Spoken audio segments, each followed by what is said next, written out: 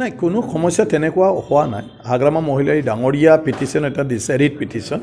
গতিকে সেই ৰিট পিটিশ্যনত যেহেতু কৰ্ডে অৱগত নহয় যে বিটিচিৰ ৰুলবিলাক কি সেইকাৰণে কৰ্ডে এটা অৰ্ডাৰ দি দিছে যে বৰ্তমান যি হ'ল ষ্টেটাছ কো বুলি কয় ষ্টেটাছ কো মানে বৰ্তমান যেনেকৈ আছে তেনেকৈ থাকিব লাগে গতিকে প্ৰমোদ বড়ো ডাঙৰীয়া ইএমসকল সবে কাম কৰি আছে আৰু কাম কৰিব পাৰে কিন্তু নতুনকৈ কাকো অড লোৱাব নোৱাৰে আৰু হেতুৰ কাৰণে মানে আজি অলৰেডি আমাৰ বিটিচিত হ'বলগীয়াটো হৈ গ'ল প্ৰথম স্পিকাৰো অড ল'লে আৰু বাকীখিনিও ল'লে গতিকে ইয়াত কৰ্ডে কিবা দিলেও তাত কোনো অসুবিধা নহয় আৰু কৰ্ডৰ যিটো গ্ৰাউণ্ডত কেছ দিছে সেই কেছত তেওঁলোকে জিকিব নোৱাৰে মই ভাবোঁ কাৰণ বিটিচি জন্ম হোৱাৰ পিছৰে পৰা পৰম্পৰাগতভাৱে এই ছিষ্টেমতে চৰকাৰটো হৈ আহিছে আৰু য'ত হাগ্ৰামা মহিলাই ডাঙৰীয়া স্বয়ং নিজে তেনেকুৱা ধৰণৰ গভৰ্ণৰৰ ওচৰত তেওঁৰ মানে মেজৰিটি দেখুৱাই তেওঁ অড লৈ আহিছে গতিকে তেওঁ যিটো কথা আজি অভিযোগ আনিছে সেইটো হ'ল কাৰ্বি আংলং এনচি হিলছৰ কথা কাৰ্বি আংলং এনচি হিলছটো এমেণ্ডমেণ্ট কৰি ফালে বিটিচিটো গঠন কৰা হৈছে আৰু বিটিচিৰ বডোলেণ্ডৰ ক্ষেত্ৰত আপোনাৰ 7 শিডিউল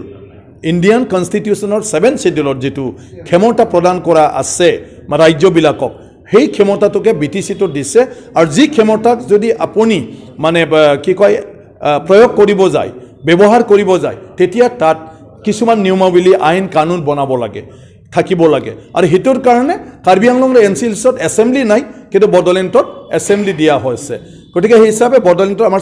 স্পিকাৰ ডেপুটি স্পিকাৰ আছে গতিকে সেই এছেম্বলিত আমাৰ বিভিন্ন ৰুল ৰেগুলেশ্যন এক্টবিলাক তাত মানে বিল অনা হয় বিল পাছ কৰা হয় তাৰপিছত আইনটোত পৰিণত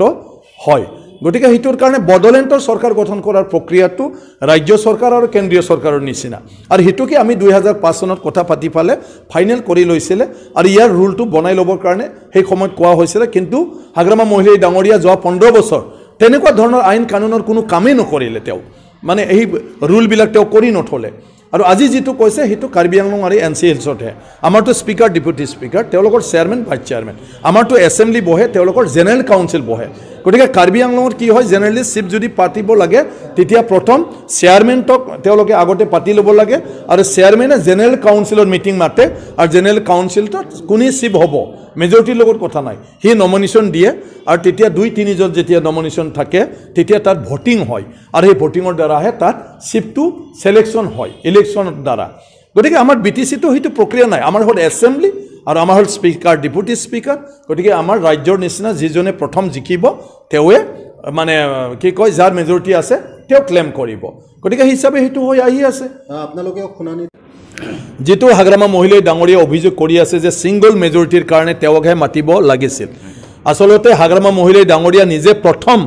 গভৰ্ণৰক ক্লেম কৰি ফালে চিঠি লিখিছে আৰু সেই চিঠিত তেখেতে কৈছে এতিয়া মোৰ লগত 17 জন এমচিএলএ আছে মই চৰকাৰ কৰিব খুজো বাকি এমচিএলএ বিলাকক মেনেজ কৰিবৰ কাৰণে মোক এক সপ্তাহ সময় দিব লাগে কিন্তু তেওঁ নিজে তেওঁৰ লগত মেজৰিটি নাই এইটো তেওঁৰ চিঠিত তেওঁ নিজে উল্লেখ কৰি দিছিলে যে মোৰ লগত 40টাত 17টাহে আছে ইয়াৰ পিছতহে প্ৰমোদ বড়ো ডাঙৰীয়া সন্ধিয়া মানে গৈ ফালে মানে ৰাতি আৰু সন্ধিয়া মানে ৰাতি গৈ ফালে গভৰ্ণৰৰ তাত এপইণ্টমেণ্ট লৈ ফালে গৈছে আৰু গৈ ফালে 22 জন মানুহৰ লিষ্ট দি ফালে মোৰ লগত মেজৰিটি আছে মই চৰকাৰ কৰিব খোজো তাৰ পিছত কংগ্ৰেছ কি কয় কংগ্ৰেছ নহয় আপোনাৰ কংগ্ৰেছ নহয় জিএছপি আৰু আপোনাৰ বিজেপি আৰু ইউপিপিএল তিনিটা পাৰ্টিৰ সাপোৰ্টিং লেটাৰ গভৰ্ণৰ দি দিছে আৰু তাৰ কাৰণে গভৰ্ণৰ ডাঙৰীয়া দেখিলে যে হাগ্ৰামাৰ 17টা আছে আৰু তেওঁ এক সপ্তাহ বিচাৰিছে মেনেজ কৰিবলৈ কিন্তু অলৰেডি প্ৰমোদ বড়োই তাৰ পিছত গ'ল আৰু তেওঁৰ অলৰেডি 22 জন আছে গতিকে হেতুৰ কাৰণে গভৰ্ণৰ ডাঙৰীয়া প্ৰমোদ বড়ো ডাঙৰীয়াক মানে অনুমতি দিলে আৰু সেই হিচাপে আজি মানে অটেকিংটো হৈ গ'ল গতিকে হাগ্ৰামা ডাঙৰীয়া যেটো কথা কৈ আছে যে সিঙ্গল লাৰ্জেষ্ট পাৰ্টিক মাতিব লাগে মাতাৰ আগতে তেখেতে গৈ পাইছে নিজে আৰু নিজে 17 জনৰ তালিকা দিছে আৰু এক সপ্তাহ বেলেগক মেনেজ কৰিম বুলি কৈছে গতিকে বেলেগক তো মেনেজ কৰিব নোৱাৰে তেওঁ 17 লগত যদি একেলগে নিজে দি দিব পাৰিলে হয় তেওঁৰে চৰকাৰ হলে হয় গতিকে পিএল দাখিল তেখেতৰ নাটক কৰে নেকি এটা পিএল নহয় এটা হল ৰিট পিটিশন নহয় মানুহ যেতিয়া এটা ডাঙৰ বেমাৰত পৰে এই বেমাৰত পৰিলে বহুত ধৰণৰ উপদেশ দিয়ে কোনোবা কয় গাঁৱলীয়া ঔষধ খাবি কোনোবা আয়ুৰ্বেদিক খাবি কোনোবা কয় মানে হোমিওপ্যাথিক খাবি কোনোবা এলোপ্যাথিক বিভিন্ন ধৰণৰ পৰামৰ্শ দিয়া থাকে গতিকে হাগ্ৰামা মহিলাই ডাঙৰীয়া আজিৰ এই বিপদৰ সময়ত 100 জন মানুহে হয়তো কিবা নহয় কিবা এটা উপদেশ দি আছে গতিকে বেমাৰী যেনেকৈ ভাল হোৱাৰ কাৰণে সবটোকে কৰিব খুজে হাগ্ৰামা মহিলাই ডাঙৰীয়া এই বিপদৰ পৰা মানে মুক্ত হ'বৰ কাৰণে যাৰে তাৰে এডভাইস লয় যাহা তা বস্তু কৰি আছে যিটো স্ববিৰোধী নিজে কোৰ্টত এতিয়া ক'ব লাগিব যে হাগ্ৰামা মহিলাই ডাঙৰীয়া বেআইনীভাৱে 3বাৰ কিয়নো চিভ হৈ গ'ল এই প্ৰক্ৰিয়াত গতিকে তেওঁহে জবাব দিব লাগিব এতিয়া কোৰ্টত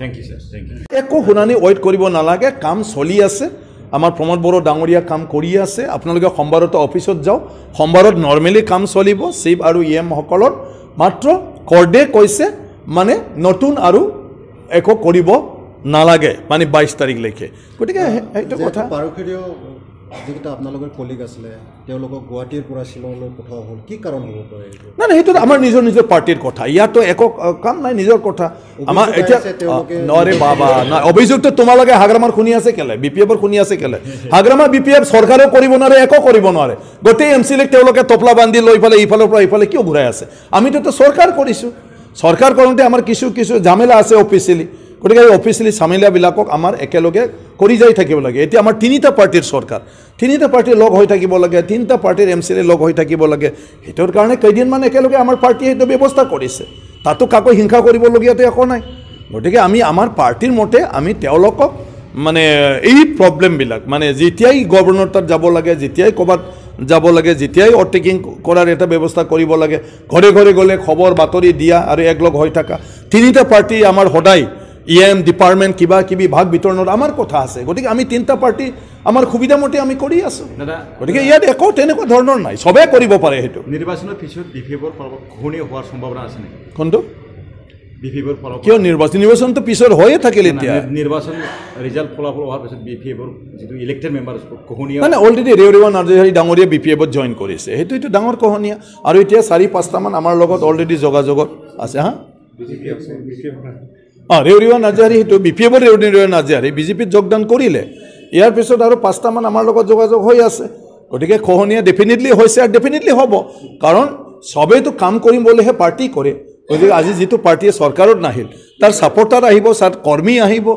এমচিএলবিলাকো আহিব যদি ৰাইজক ডেভেলপমেণ্টৰ প্ৰতিশ্ৰুতি দি ফালে ভোট লৈছে ৰাইজৰ কাম কৰিব লাগিব তেতিয়াহ'লে তেওঁ চৰকাৰৰ লগত মিলি ফালে কাম কৰিব লাগিব পদমফুল এটাৰ পিছত কাউন্সিলৰটো সংখ্যাগৰিষ্ঠ লাভ কৰিলে নাই পদমফুল ফুলিবই কাৰণ কিয় আজি নৰেন্দ্ৰ মোদী ডাঙৰীয়াৰ নেতৃত্বত ভাৰতবৰ্ষৰ প্ৰত্যেকজন নাগৰিকৰ কাৰণে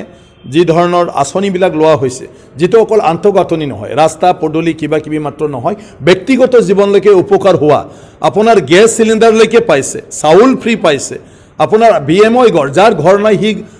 ঘৰ পাইছে আপোনাৰ বিধৱা পেঞ্চন পাইছে আপোনাৰ বৃদ্ধ পেঞ্চন 100% আগৰ কংগ্ৰেছৰ নিচিনা নহয় যে গাঁওখনত 10টা যদি বুঢ়া বুঢ়ী থাকে 2জনহে পাব এনেকুৱা নহয় এতিয়া 100% কৃষক প্ৰত্যেকজন কৃষক যাৰ মাটি বাৰী আছে তেওঁলোকে 6000কৈ প্ৰত্যেক বছৰি পাবে এতিয়া অৰুণোদয়ৰ কাৰণে প্ৰত্যেকটা দুখীয়া মানুহে 830 টকাকৈ মাহত মানে পইচা পাব প্ৰত্যেকটা সেলফ হেল্প গ্ৰুপবিলাকে আজি তেওঁলোকে গাঁৱত কাম কৰি থাকিবৰ কাৰণে ৰিভলভিং ফাণ্ড 25,000 টকা ইয়াৰ পিছত 50 ইয়াৰ পিছত 1 লাখ তাৰপিছত বেংক লোনলৈকে গতিকে অজস্ৰ মানে